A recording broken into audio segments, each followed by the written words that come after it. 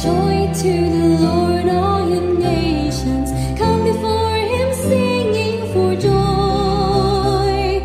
Serve the Lord, serve the Lord. Come before him singing for joy. Sing to the Lord with shouts of joy. Let all creation rejoice. Come join the song of praise to our God. He is the Lord. Sa ngalan ng Ama, ng Anak at ng Espiritu Santo, Amen. sumainyo ang Panginoon. At sumaiyo rin. Mga kapatid, sa araw na ito ating pinagdiriwang ang banal na kapistahan ni San Andres Kim Taygon at Paul Chong Hasang. Sila'y mga unang martir doon sa Korea. Tayo din ay tinatawag na magtiis, magbata sa ating mga iba't ibang pagdurusa sa buhay. Isang napakahirap na pinagdadaanan natin, kadalasan ay sakit ng pangangatawan. Offer your sickness to God.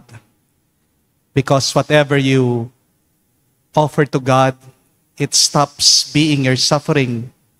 It becomes your road, your way to grace. Sa mga napakaraming beses na kung saan kalimutan nating lumapit, magbalik loob sa Diyos.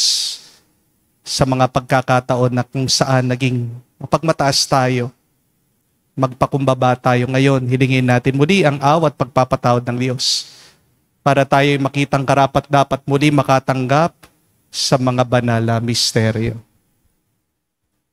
Inamin ko Sa makapangyarihang Diyos at sa inyo mga kapatid, na lubha akong nagkasala sa isip, sa salita, sa gawa, at sa aking pagkukulang. Kaya isinasamo ko sa mahal na Birheng Maria, sa lahat ng mga anghel at mga banal, at sa inyo mga kapatid, na ako'y ipanalangin sa Panginoong ating Diyos. kawan tayo ng makapangyarihang Diyos, patawarin tayo sa ating mga kasalanan, patnubayan tayo sa buhay na walang hanggan. Amen. Panginoon, kaawaan mo kami. Panginoon, kaawaan mo kami. Kristo, kaawaan mo kami. Kristo, kaawaan mo kami. Panginoon, kaawaan mo kami. Panginoon, kaawaan mo kami. Manalangin tayo. Ama namin makapangyarihan, kami tugunin mo sa aming kahilingan.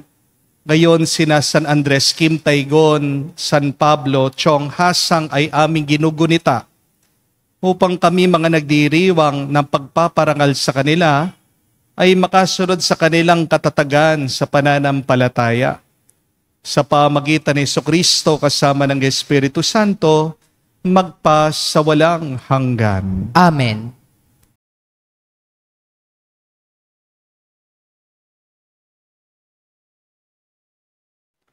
Pagbasa mula sa unang sulat ni Apostol San Pablo kay Timoteo. Pinakamamahal, sa ngalan ng Diyos na nagbibigay buhay sa lahat ng bagay, at sa ngalan ni Kristo Jesus na nagpapatotoo sa harapan ni Poncio Pilato, inuutos ko sa iyo, ang mga tagubiling ito'y panitilihan mong mabisa at walang kapintasan hanggang sa pagdating ng Panginoong Hesukristo. Sa takdang panahon, siya'y ihahayag ng mapagpalang Diyos, ang makapangyarihang hari ng mga hari at Panginoon ng mga Panginoon. Siya lamang ang walang kamatayan, ang nananahan sa liwanag na di matitigan. Hindi siya nakita o makikita ni numan.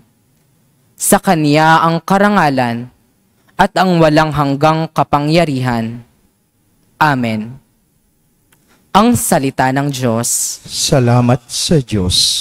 Sa Panginooy dumulog upang papuri ihandog. Sa Panginooy dumulog upang ipapuri hihandog. Umawit sa kagalakan ang lahat ng mga bansa. Panginooy papurihan, paglingkuran siyang kusa. Lumapit sa harap niya at umawit na may tuwa. Sa Panginooy dumulog upang papuri hihandog. Ang Panginooy ating Diyos, ito'y dapat malaman. Tayo'y Kanyang lahat, tayong lahat na nilalang. Lahat tayo'y bayan niya, kabilang sa Kanyang kawan. Sa Panginooy dumulog upang papuri hihandog. Pumasok ka sa Kanyang templo na ang puso'y nagdiriwang, umaawit, nagpupuri sa loob ng dakong banal. Purihin ang ngalan niya at siya'y pasalamatan. Sa Panginooy dumulog upay papuri hihandog. Mabuti ang Panginoon, pag-ibig niya'y walang hanggan. Siya'y Diyos na mabutit, laging tapat, kailanman. Sa Panginooy dumulog upang papuri hihandog.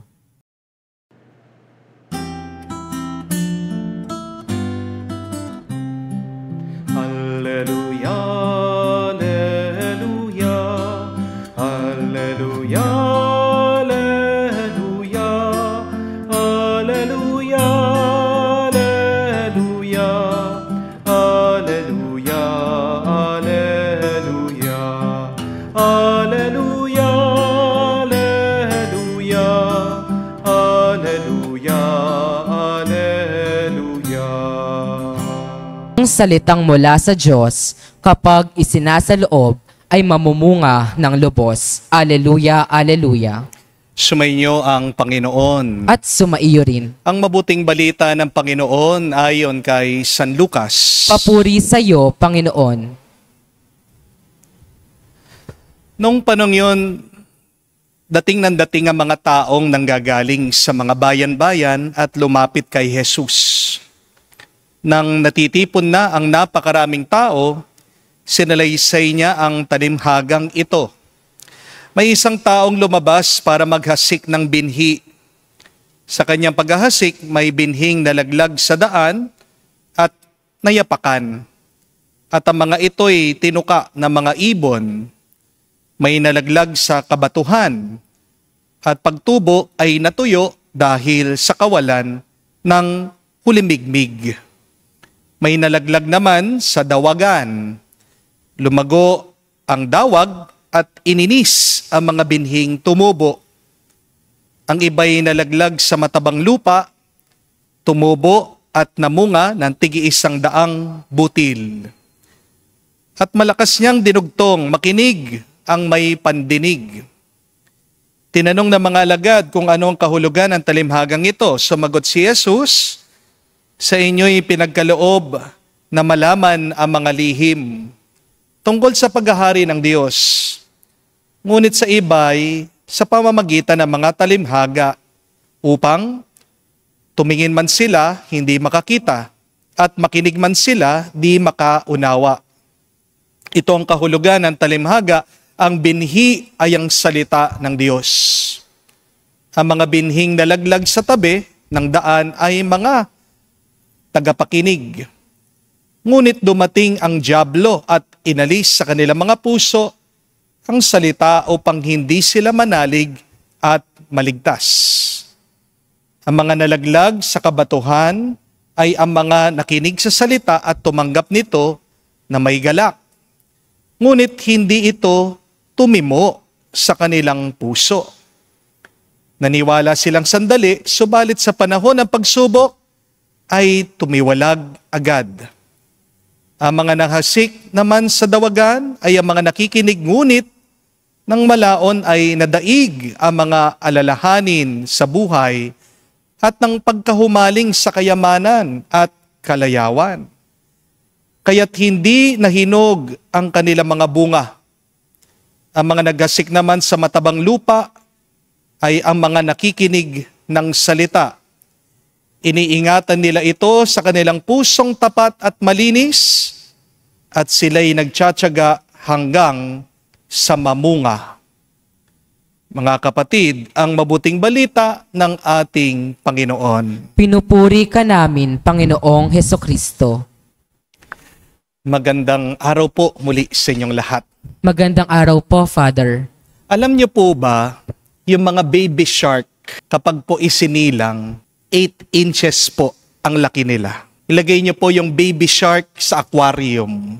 At kahit po ilang linggo na ang makalipas, o palipasin niyo din po ang ilang buwan, hindi po lalaki yan, 8 inches pa rin.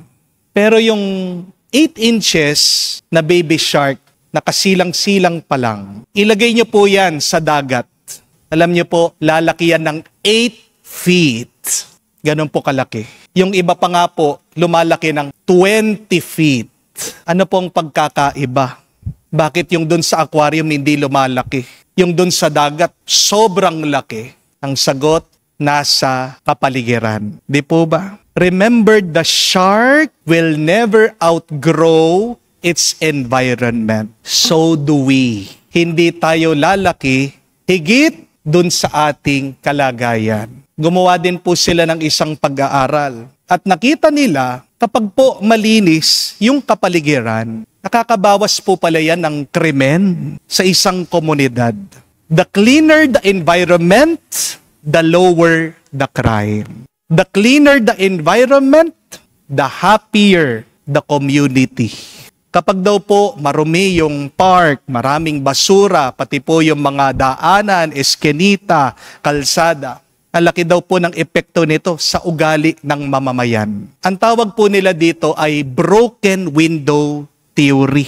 Kapag daw po basag yung isang parte ng salamin at iniwan mo yan ng maraming araw o linggo, balikan niyo po, yung mga katabi niyang maayos na salamin, basag na rin. Kasi po, yung magulong kapaligiran, nakakahawa po ng kalooban ng tao.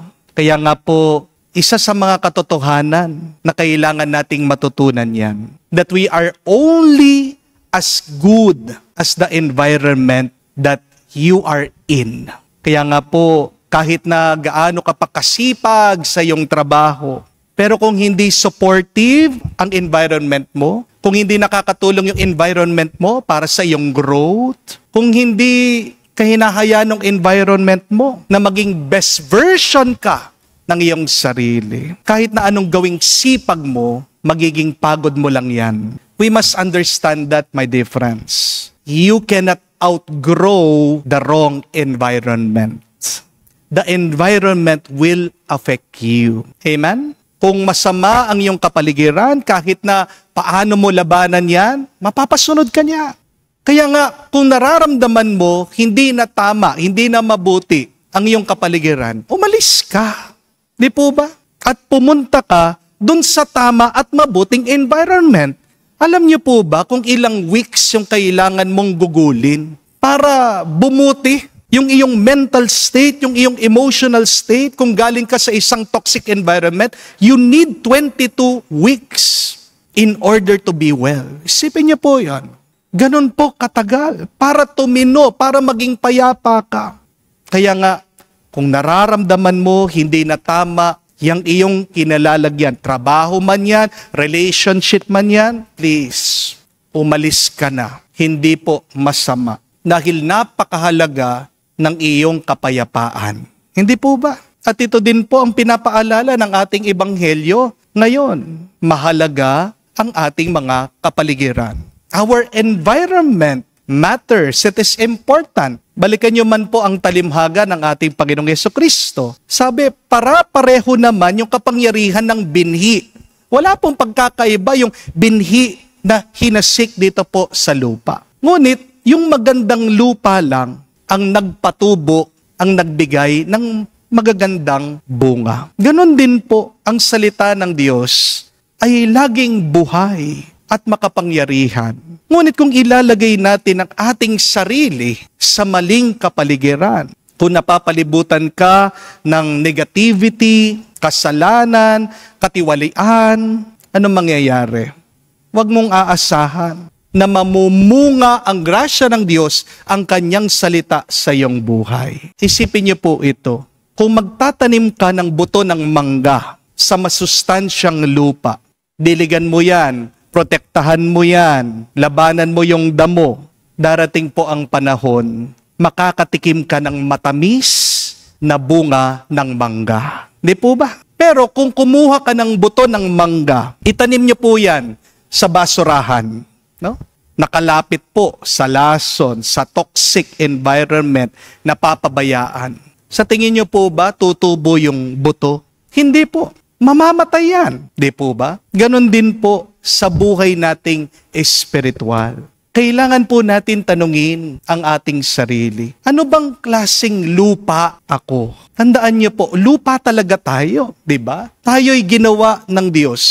Kinuha niya sa lupa. Hiningahan lang tayo ng Espiritu. Ano kang klaseng lupa? Hinahayaan mo ba ang puso mo na tumigas dahil sa kayabangan, katigasan ng ulo mo? Nananatili bang mababaw ang iyong pananampalataya? Masigasig ka sa umpisa, pero kapag meron ng pagsubok, sumusuko ka na, umaayaw ka na. Hinahayaan mo ba yung tinik na mga alalahanin mo, ng kasakiman mo, na makamundong pagnanais, ang sumakal sa salita ng Diyos? O pinipili mo ba na mamunga ang mabuting balita sa pamamagitan ng iyong pananalangin, ng pagsama mo sa simbahan, sa iyong pag-aalay palagi sa Diyos, sa pamamagitan ng iyong katapatan? Kung babaguhin po natin ang ating kapaligiran, magbabago ang ating mga pagkatao. Remember that if you want to change yourself, you must start to change your environment. Noong po mga 1800s, may dalawa pong bata ang pinanganak. Yung pong isang batang lalaki sa Moscow, Russia. Yung isa naman pong bata pinanganak sa Amerika. Yung pong bata doon sa Russia, nagkaroon po ng sakit, smallpox. Pero gumaling naman po siya sa awa ng Diyos. At nung medyo lumaki-laki po itong bata, pumasok po sa simbahan, naging altar server. Pero madalas po nagkakamali yung bata. At pag meron siyang nagagawa na hindi tama, anong ginagawa ng pare? Sinesermonan daw siya, sinisigawan siya, pinapahiya yung bata. Yung pong pangalawang bata na pinanganak sa Amerika, nagkaroon din po ng sakit nung maliit siya, tuberculosis.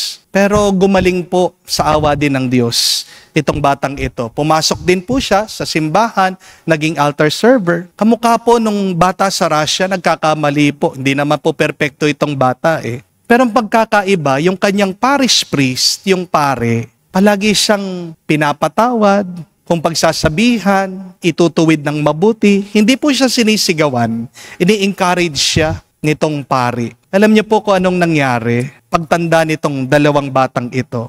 Yung bata na pinanganak po sa Russia, naging diktador. Ang pangalan po niya ay si Joseph Stalin. Dahil po dito sa diktador na ito, ang dami po mga tao ang namatay. Pero yung bata doon sa Amerika, pagtanda po niya, naging pari siya. Pagkatapos maging pari, ilang taon, naging obispo. At ngayon po, malapit na po siya maging santo. Ang pangalan po niya ay si Venerable Fulton Sheen. Halos magkaparehas po ng sitwasyon yung dalawang bata. Pero ano yung pagkakaiba? Yung kanilang environment. Kaya naging marahas yung isa kasi nanggaling siya sa isang marahas, mabagsik na environment. Pero yung isa, naging santo kasi nanggaling siya sa isang kapaligiran na kung saan merong pagmamahal at pagpapatawad. Di po ba, mga kapatid? Kung hindi po tumutubo ng mabuti ang iyong buhay, ang salita ng Diyos, ang grasya ng Panginoon, diyan sa iyong kalagayan, pwede ka namang umalis eh. Di po ba? Ano po ang kasabihan? If you do not like your situation, move and change it. You are not a tree. You are not a rock. Bato po ba kayo? Halaman po ba kayo? Yung bato, wala pong paa yan. Di po ba? Yung puno, yung paa niya nakabaon. Kapag dumadating na yung bagyo, walang magawa yung bato at yung halaman. Titiisin lang nila doon, dumaan yung bato, yung baha. Pero tayo mga tao, kung nararamdaman mo at alam mo hindi nakakatulong sa iyo yan, walang masama na umalis ka at palitan mo ang iyong kapaligiran. Don't say that you don't have any choice. We always have a choice. Kapag sinabi mo, ganun talaga eh, wala po akong mapili, Father eh. Choice mo yan. Pero sinasabi ko sa iyo, kapatid, ang mabuting balita, binigyan ka ng kapangyarihan ng Diyos palitan mo ang iyong kalagayan. You always have a choice because God has given you the Spirit to make the right choice always. Amen? Kung meron kang dapat unahin na palitan, yan dapat ang iyong kapaligiran. Always choose the better environment. Ask yourself that question. Are you in a good and right environment? Nasa kapaligiran ka ba na pwedeng tumubo, mamunga ang kabanalan at kagustuhan ng Diyos? Mga kapatid, ang pagiging mabunga ng ating buhay Kristiyano ay hindi po nakasalalay sa pakikinig lang natin sa salita ng Diyos. Kung hindi ito ay nakasalalay po sa pagtatanim ng ating sarili sa mabuting kalagayan. Maganda pong itanong, napapalibutan ba ako ng mga taong nagpapalakas sa aking loob? O sa mga taong humihila sa akin? Sa mga taong bad influence sa akin? Pinupuno mo ba ang iyong kaisipan sa katotohanan ng Diyos? O palaging nakatuon ang iyong isip na lang sa bad news, sa ingay ng mundo? Hinahayaan ba nating makapagpahinga ang ating puso para ito ay maging payapa para tanggapin natin ang grasya ng Diyos? O baka naman ang ating mga puso ay puno ng pagkabalisa at pagkaabala? Ngayon po tayo ay hinahamon ni Jesus, maging mabuting lupa kayo. At bahagi po ng pagiging mabuting lupa ay pagtitiyak na tayo ay nabubuhay sa tamang kapaligiran, kung saan maaring lumago ang salita ng Diyos. Kaya sana piliin natin ang manalangin bago ang makipagtsismisan. Amen? Piliin mo naman, magsimba muna bago ang katamaran. Piliin mo ang kabutihan kesa sa pagiging makasarili. Piliin mo din sana ang pagpapatawad kesa sa pagkikimkim mo ng galit. Kung bubuksan po ang ating mga puso, ano kaya ang makikita ng Diyos? Sana makita niya isang matabang lupa na papaligiran ng pananampalataya at pag-asa para ang kanyang salita ay hindi lang po manatili, kung hindi ito ay tumubo, mamulaklak, mamunga, di lang 30, hindi lang 60, kundi 100 ulit. Pagdasal po natin na tayo nakakatanggap ng salita ng Diyos, maramdaman natin kanyang pagpapala para ang ating buhay ay magamit din ng Diyos para maging pagpapala ng iba. Amen. Tumayo po tayo, alay po natin sa Diyos ang ating mga dasal at panalangin. Ating sabihin, Panginoon, dinggin mo kami. Panginoon, dinggin mo kami. Ang simbahan sa daigdig naway maging katulad ng mayamang lupa na nagbubunga ng tig-100 ani. Manalangin tayo sa Panginoon. Panginoon, dinggin mo kami. Ang mga pinuno ng ating bansa naway maglingkod sa pamamaraang kalugod-lugod sa Diyos at sa sambayanan. Manalangin tayo sa Panginoon. Panginoon, dinggin mo kami. Ang salita ng Diyos sa ating buhay, naway huwag sakalin ng mga hindi na itatamang mga ambisyon at pagkamakasarili. Manalangin tayo sa Panginoon. Panginoon, dinggin mo kami. Sa katahimikan po ng ating puso, banggitin natin, sabihin natin sa Diyos ang ating mga personal na pangangailangan. Ama naming nasa langit, tulungan mo kaming makilala ang butil ng iyong salita at gawa sa aming buhay. Huwag naman kami sana matakpan, mapuno ng mga alalahanin ng mundong ito, bagkus maging aktibo kami sa paglilingkod at tuluyan maging mabunga ito sa masaganang ani.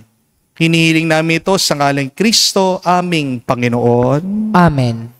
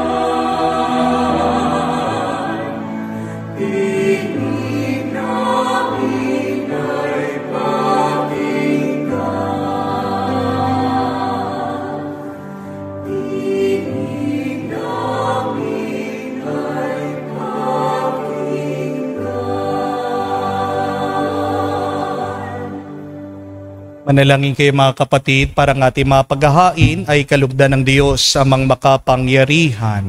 Tanggapin nawa ng Panginoon itong paghahain sa iyong mga kamay, sa kapurihan niya at karangalan, sa ating kapakinabangan at sa buong sambayanan niyang banal. Ama naming lumikha, tanggapin mo ang mga alay na aming inihahain. Ngayon, ginugunita namin ang mga banal na martir. Ipagkaloob mong aming sambahin ang ngalan mong may katatagan. Sa pamagitan ni Jesucristo kasama ng Espiritu Santo, magpa sa walang hanggan. Amen. Sumainyo ang Panginoon. At sumaiyo rin. Itaas sa Diyos sa inyong mga puso at diwa. Itinaas na namin sa Panginoon. Pasalamatan natin ang Panginoong ating Diyos. Marapat na siya ay pasalamatan. Ama naming makapangyarihan, tunay nga marapat ikaw ang aming pasalamatan. Ngayon aming kinagagalak na parangalan sila San Andres Kim Taygon, Pablo Chong Hasang. Sila ay kapanalig namin na may paninindigan na ikaw ay pahayag kahit na sila'y namatay, sapagkat minarapat mo kanilang matularan ang iyong anak na naghain ng sariling buhay.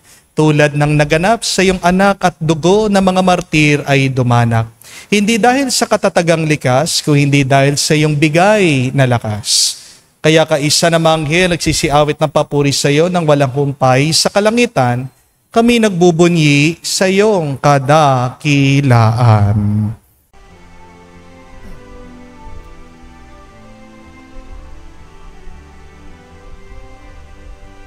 Santo, Santo, Santo, Panginoong Diyos ng mga hukbo, napupuno ang langit at lupa ng kadakilaan mo.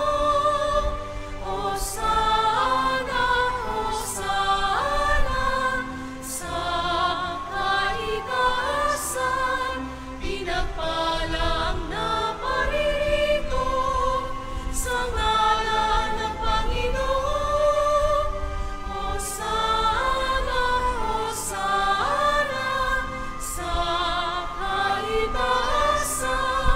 Hosana, Hosana, sa kaitaasan.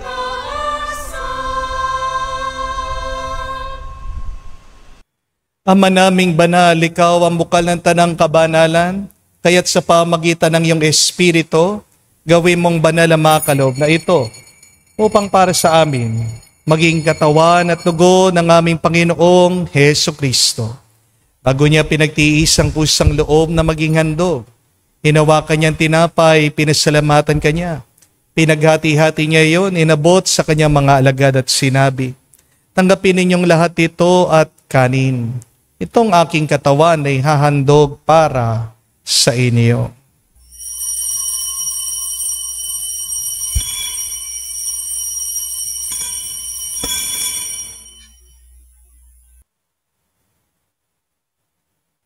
Gayon din naman na matapos ang hapunan, hinawakan niyang kalis, muli kanyang pinasalamatan.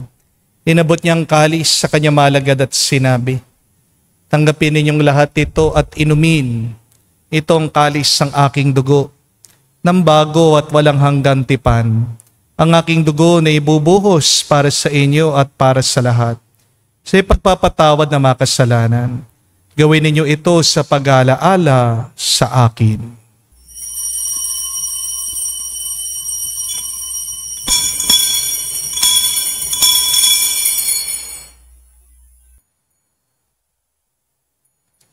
Ang misteryo ng pananampalataya.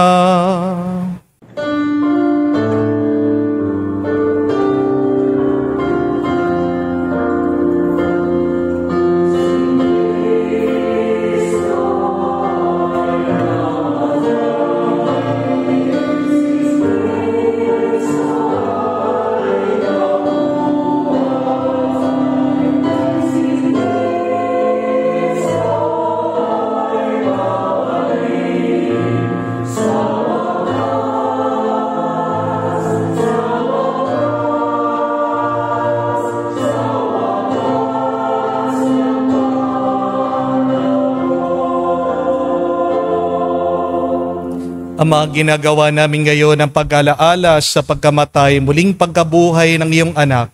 Kaya tiniyalay namin sa iyong tinapay nagbibigay buhay at ang kalis na nagkakaloob ng kaligtasan. Kami nagpapasalamat dahil kami iyong minarapat na tumayo sa harap mo para maglingkod sa iyo. Sinasamo namin kami magsalo-salo sa katawan at dugo ni Kristo ay mabuklod sa pagkakaisa sa pamagitan ng Espiritu Santo. Ama, lingapin mong iyong simbahan, laganap sa buong digdig. Puspusin mo kami sa pag-ibig. Kaisa ni Leon ang aming Santo Papa, Florentino, aming Arsobispo at ng Tanang Kaparian. Alalahanin mo rin ang aming mga kapatid na nahimlay. May pag-asang sila'y muling mabubuhay. Ngayon din naman lahat ng mga pumanaw, kaawaan mo't sila't patuloyin sa iyong kaliwanagan. Kaawaan mo't pagindapating kaming lahat makasalo sa iyong buhay na walang wakas. Kaisa na mahal na Birhen Maria, Ina ng Diyos. Kaisa ni San Jose, ang kanyang malwalhating esposo. Kaisa ng mga apostol at lahat ng mga banal na namuhay dito sa daigdig na kalugod-lugod sa iyo. May pagdiwang nawa namin ang pagpupuri sa kararangal mo sa pamagitan ng iyong anak, aming Panginoong Jesucristo. Sa pamamagitan ni Kristo, kasama niya at sa Kanya, ang lahat ng parangal at papuri ay sa iyo, Diyos Ama, makapangyarihan, kasama ng Espiritu Santo, magpasawalang hanggan. Amen, amen, amen. Sa nakagaling na utos sa turo ni Jesus sa Panginoon natin at Diyos, ipahayag natin ang lakas, loob.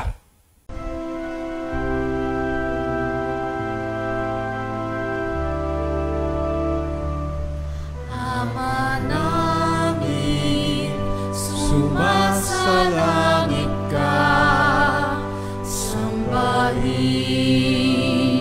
ang ngalan mo, mapasa amin ang kaharian mo, sundin ang loob mo dito sa lupa, para nang sa langit. Bigyan mo kami ngayon ng aming kakanin sa araw-araw, at patawarin mo kami sa aming mga sala, para ng pagpapatawad namin sa nagkakasala sa amin.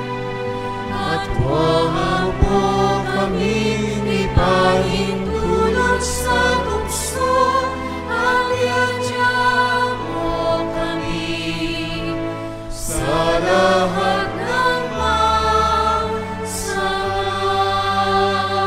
Hinihiling namin kami adya sa lahat ng masama, pagkalooban ng kapayapaan araw-araw, ligtas sa kasalanan, ilayo sa lahat ng kapahamakan, samantalang aming pinanabikan ang dakilang araw ng pagpapahayag ng tagapagligtas naming si Jesucristo. Sapagkat iyo ang kaharian at ang kapangyarihan at ang kapurihan magpakailanman. Amen. Panginoong Jesucristo, sinabi mo sa mga apostol, kapayapaan ang iniiwan ko sa inyo, ang aking kapayapaan binibigay ko sa inyo. Tungayan mo ang aming pananampalataya, huwag ang aming pagkakasala. Pagkalooban mo kami ng kapayapaan at pagkakaisa ayon sa iyong kalooban, kasama ng Espiritu Santo, magpa sa walang hanggan. Amen. Kapayapaan ng Panginoon ay laging sumainyo. At sumaiyo rin. Magbigayan po tayo ng kapayapaan sa bawat isa. Peace with you po. Kapayapaan po sa inyong lahat.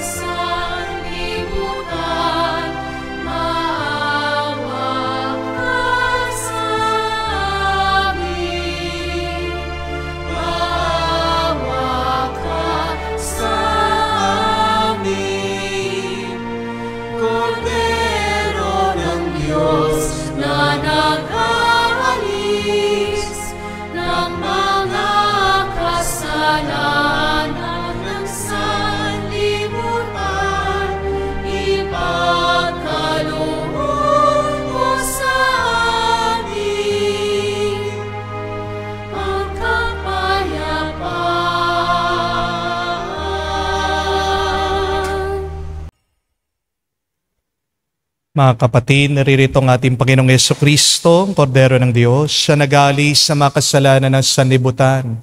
Mapalad tayong lumalapit sa piging ng Kordero.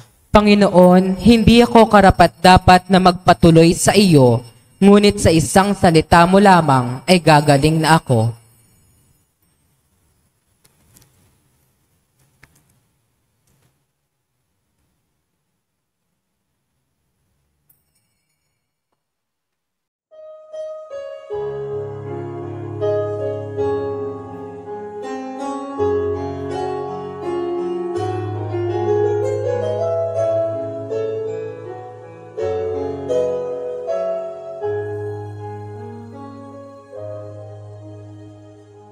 Stay with me, Lord, that I may never forget you.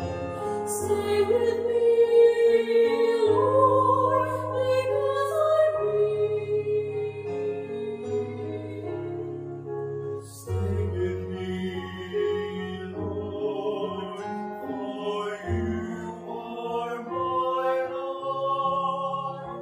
Stay with me, Lord, for you are my life. Oh, I need you, Lord Jesus, in this night of exile. Stay with me, Lord Jesus, in the breaking of the breath of my midst this presence of darkness. The force that sustains me, the unique joy of my heart.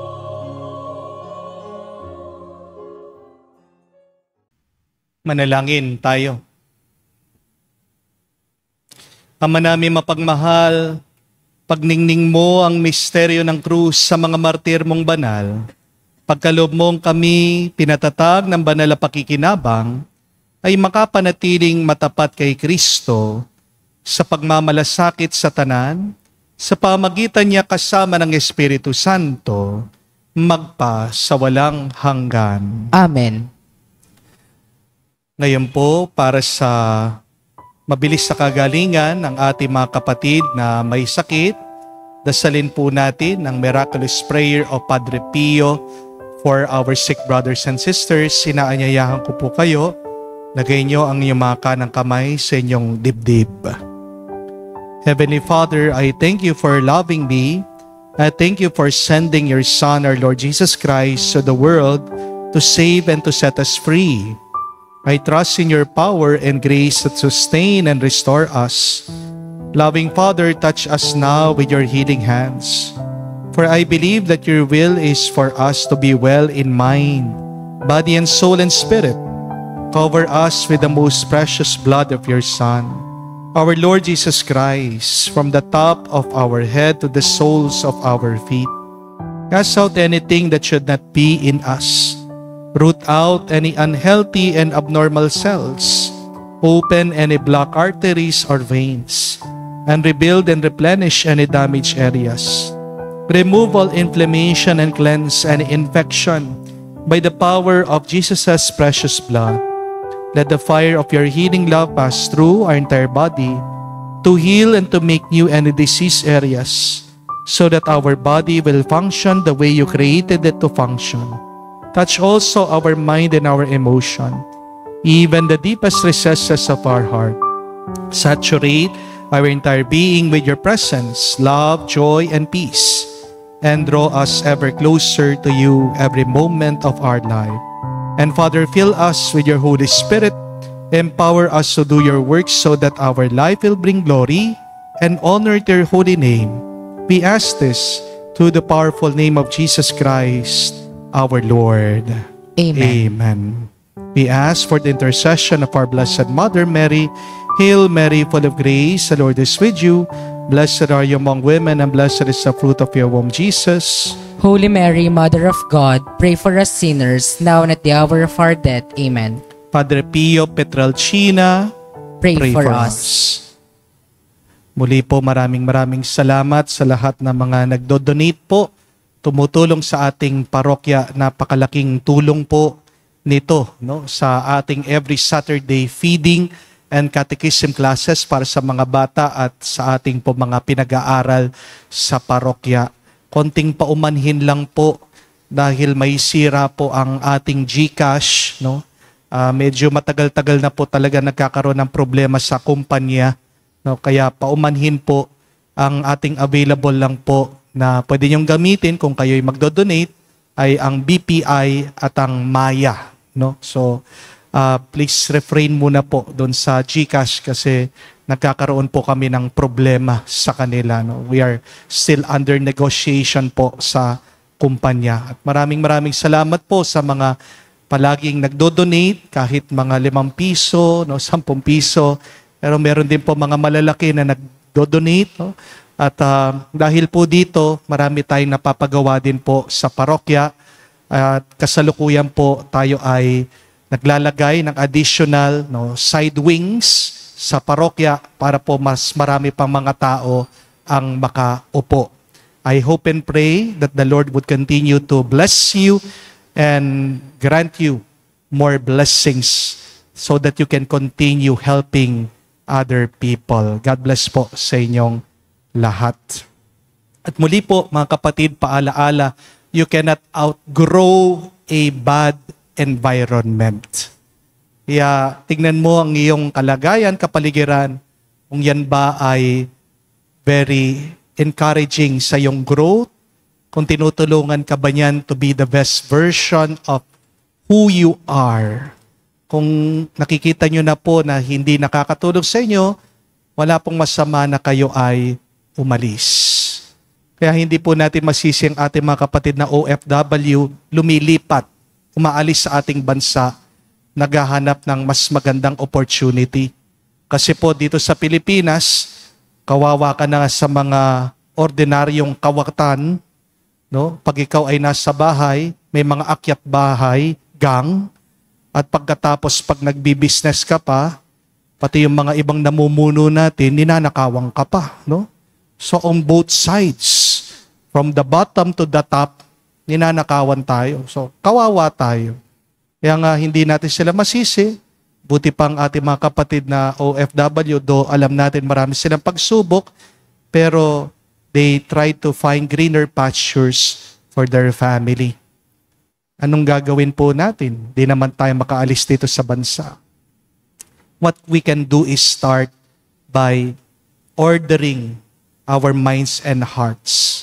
Sulat po ni San Pablo yan, that we should be transformed by the renewal of our mind and heart. Opo, alisin natin yung mga corrupt na opisyal. Pero unang-una dapat alisin mo yung masama mong ugali. Hindi po ba? Kaya sabi din ni San Pablo na alisin mo yung old self, yung lumang pagkatao. No? Yung lumang pagkatao po, that is the bad environment. That is why the Word of God cannot grow and multiply in your life. So ano ba yung mga masasamang ugali mo dyan sa iyong isip at puso? You ask the Lord to root it out so that God's Word, His blessing, would bear fruit abundantly in your life.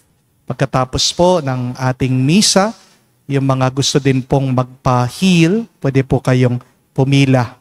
And we are inviting a lot of people who are attending our online mass. Pwede po kayong physically pumunta dito sa ating parokya para makatanggap din po kayo ng ating healing oil. So muli po sa inyong lahat, maraming salamat po. May the Lord continue to guide and to protect all of you. Sumaiyo ang Panginoon. At sumaiyo rin. At kayo'y basbasan ng Diyos, makapangyarihan sa lahat, sa ngalan ng Ama, ng Anak, ng Espiritu Santo. Amen. Ang ating misa ay natapos na. Umayo kayo sa kapayapaan ni Kristo. Salamat sa Diyos.